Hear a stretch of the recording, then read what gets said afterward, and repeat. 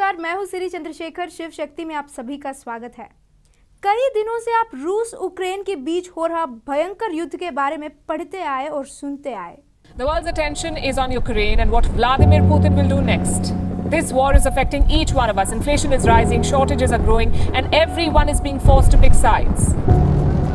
The Ukraine war proved to be too deadly even for the world's deadliest sniper. It looks like the invaders have their backs against the wall. Ukrainian counterattacks are driving Russian forces back from the key city of Kharkiv.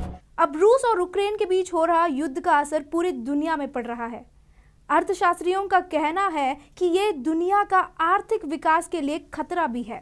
अब इससे हमें यह समझना चाहिए कि जैसे भारत में बस रहे विदेशी मिशनरियां हो या उनके औलाद हो, जैसे वे प्रचार करते हैं कि सनातन धर्म पाखंड है, इंटॉलरेंट है, असल में वैसे वही लोग हैं जो उस काला किताब को मानते हैं। यूक्रेन कभी रूस का हिस्सा था, पर आज आपस में दोनों लड़के पूरे दुनिया की हालत खराब कर रहे हैं। जिस देशों ने इस जलती हुई आग में घी डाल रहे हैं वो भी ईसाई देश ही हैं। वरना आज अमेरिका, फ्रांस और इंग्लैंड के हथियारों का स्टॉक्स बाजार में क्यों दोगुना हो गए हैं? इसका मतलब बाइबल में बताया गया वाक्य, अपने साथियों से वैसे ही प्रेम करो जैसे तुम अपने आप से करते हो, सिर्फ भारत में हिंदुओं का धर्मांतरण करने के अलावा ईसाइयों के लिए किसी काम का नहीं है। आई बात भारत में बैठकर विदेश का खाने वालों की, जो खुद को शांति और प्यार का ठेकेदार समझते हैं। अब कहाँ गायब हो गए हैं वो पादरी जो अपने बुलबुल गॉड का शांति दूत बन के फिरते हैं? आज एक भी पादरी अपने ईसाई मुल्क में हो रहा भयंकर युद्ध के बीच जाकर आरा करके रूस को और रोक क्यों नहीं देता? क्यों पोप फ्रांसिस या कोई भी पादरी इस युद्ध को रोकने के लिए प्रार्थना नहीं कर रहे हैं? अब कुछ ही दिन पहले ये खबर भी आया था कि पोप के घुटनों में दर्द के कारण व्हीलचेयर में घूम रहा था। अब पादरी बजेंद्र सिंह अपने प्रार्थना से युद्ध नहीं रोक पाए तो कम से कम अपना पोप का दर्द को तो भगा सकते हैं ना। और वो देख लो भाई साहब,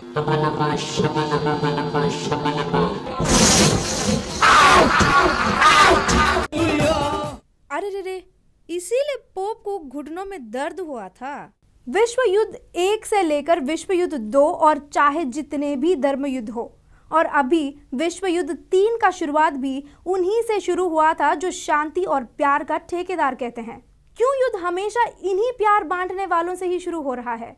मेरे हिंदू भाई और बहनों, अगर आप सोच रहे हैं कि कहीं रूस और यूक्रेन में हो रहा युद्ध को लेकर यहाँ भारत के पादरियों को, मिशनरियों को क्यों सवाल करना, तो आप उस बात को बिल्कुल भूल गए हैं कि यही मिशनरियां और पादरी उन देशों का उदाहरण देकर कहते हैं कि ये देखो, ये कितना विकसित देश है। भारत क्यों इन देशों जैसे विकसित देश नहीं है?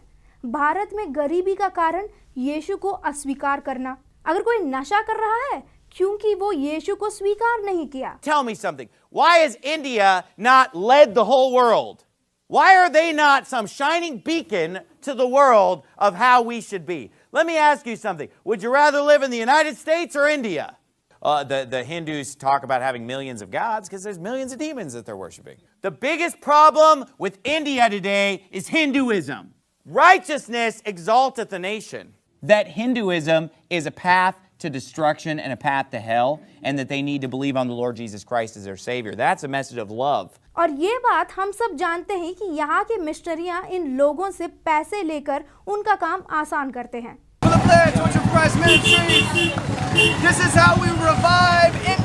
NATO भविष्य में रक्तपात और राष्ट्रों के बीच शत्रुता से बचने की उम्मीद में द्वितीय विश्व युद्ध के बाद बने उत्तर अमेरिकी और यूरोपीय देशों का एक राजनीतिक और सैन्य का गठबंधन है, जिसमें ईसाई देश बहुसंख्यक में शामिल हैं।